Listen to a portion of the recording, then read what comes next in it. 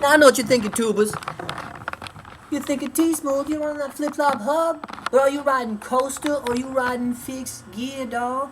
I tell you, I'm riding coaster. Wanna know why? Because fixed gear sucks. That's right. Fixed gear sucks. I know what you're thinking. You're thinking T-smoothe. Why you be hating, player, huh?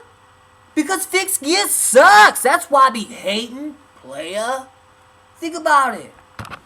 What do you like best about riding bikes? Hanging out with your dude bros. What up, Switch?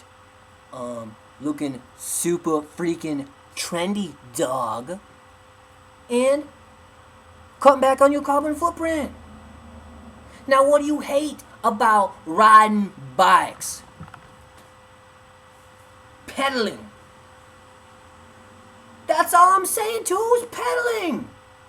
With fixed gear, you gotta pedal 100% of the time. T-smoothe, he like to pedal like 10%, like 12% if I had a Red Bull, you know? T-smooth's the type of guy that likes to coast down a hill and then just stay down there. Fixed gear sucks.